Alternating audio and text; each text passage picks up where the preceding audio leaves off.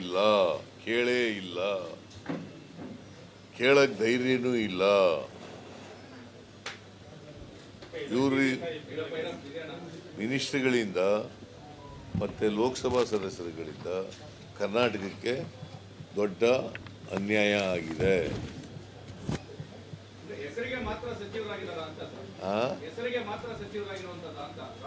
ಇವತ್ತಿನವ್ರಿಗೆ ಎಲ್ಲರೂ ಮಾತಾಡಿರೋದು ಹೇಳಿ ತೋರಿಸಿಯಪ್ಪ ನೀವು ನನಗೆ. ಇವರು ಯಾರು ಪ್ರಹ್ಲಾದ್ ಜೋಶಿ ಅವರಾಗಲಿ, ಕುಮಾರಸ್ವಾಮಿ ಆಗಲಿ, ಸೋಮಣ್ಣ ಆಗಲಿ, ಶೋಭಾ ಕರಂದ್ಲಾಜೆ ಆಗಲಿ ಇವತ್ತಿನವ್ರಿಗೆ ಮಾತಾಡಿರೋದು ತೋರಿಸಿ.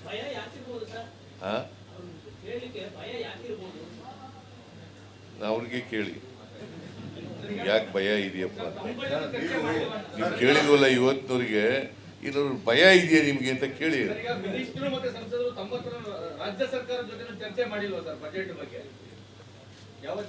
ಯಾವತ್ತು ಇದ್ರ ಬಗ್ಗೆ ಚರ್ಚೆನೂ ಮಾಡಿಲ್ಲ.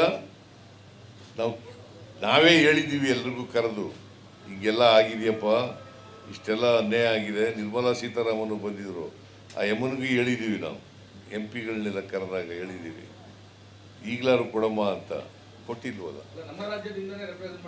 ಅದು ನಮ್ಮ ರಾಜ್ಯದಿಂದ ರೆಪ್ರೆಸೆಂಟ್ ಮಾಡಿರೋರು. ಸರ್, ನೀವು ಫಾರ್ಮರ್ಸ್ ಏನು ಕೊಟ್ಟಿಲ್ಲ ಅಂತ ಹೇಳಿದ್ರೆ ಅದರ ಅನೌನ್ಸ್ಮೆಂಟ್ ಮಾಡಿದ್ದಾರೆ. 100 ಅಗ್ರಿಕಲ್ಚರ್ ಡಿಸ್ಟ್ರಿಕ್ಟ್ಸ್ ಅಂತಾನೆ. ಇನ್ನೊಂದು ಕಿಸಾನ್ ಕ್ರೆಡಿಟ್ ಕಾರ್ಡ್ ಅಲ್ಲಿ 5 ಲಕ್ಷದವರೆಗೂ ನಾವು ಸಾಲ ಕೊಡ್ತೀವಿ ಅಂತ. ಅಟ್ ದಿ ಸೇಮ್ ಟೈಮ್ ಡೆಲ್ಲಿಯಲ್ಲೂ ಇದು ಪ್ರತಿಭಟನೆ ನಡೀತಾ ಇದೆ. Government has not open it's mouth on MSP. ಯಾವುದೇ ಇವತ್ತಿನವರಿಗೆ ರೈತರು ಪ್ರತಿಭಟನೆ ಮಾಡ್ತಾ ಇದ್ದಾರೆ, ಒತ್ತಾಯ ಮಾಡ್ತಾ ಇದ್ದಾರೆ. ಬಹಳ ದೀರ್ಘ ಕಾಲ ಪ್ರತಿಭಟನೆ ಮಾಡಿದ್ರು, ಉಪವಾಸ ಸತ್ಯಾಗ್ರಹ ಮಾಡಿದ್ರು.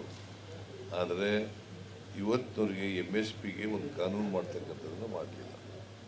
ನಬಾರ್ಡ್ ಫೈನಾನ್ಸಿಂಗ್ ಕಟ್ ಮಾಡಿದ್ರು. ಆಮೇಲೆ ಈ ಸಾರಿ ನಮಗೆ ನಬಾರ್ಡ್ ಫೈನಾನ್ಸ್ ಇದೆಯಲ್ಲ, 5,600 ಕೋಟಿ ಕಳೆದ ವರ್ಷ ಕೊಟ್ಟಿದ್ದು. ಈ ವರ್ಷ 58% ಕಡಿಮೆ ಮಾಡಿಬಿಟ್ಟಿದ್ದಾರೆ. 58% ಅಂದರೆ 2,345 ಕೋಟಿ. ಇಷ್ಟು ನಮ್ಗೆ ಗೊತ್ತಾ ಇರೋದು ಅಷ್ಟೇ. ಆದಾಯ ತೆರಿಗೆ ಲಿಮಿಟ್ 7 ಲಕ್ಷ 12 ಲಕ್ಷ ತನಕ ಹೋಗಿದೆ. ಅನುಕೂಲ ಆಗುತ್ತೆ. ಆದಾಯ ತೆರಿಗೆ ಲಿಮಿಟ್ 7 ಲಕ್ಷ 12 ಲಕ್ಷ ತನಕ ಹೋಗಿದೆ. ಇನ್ಕಮ್ ಟ್ಯಾಕ್ಸ್ ಸೀಲಿಂಗ್ ಲಿಮಿಟ್ ಅದು ಯಾರಿಗೆ ಅನುಕೂಲ ಆಗೋದು?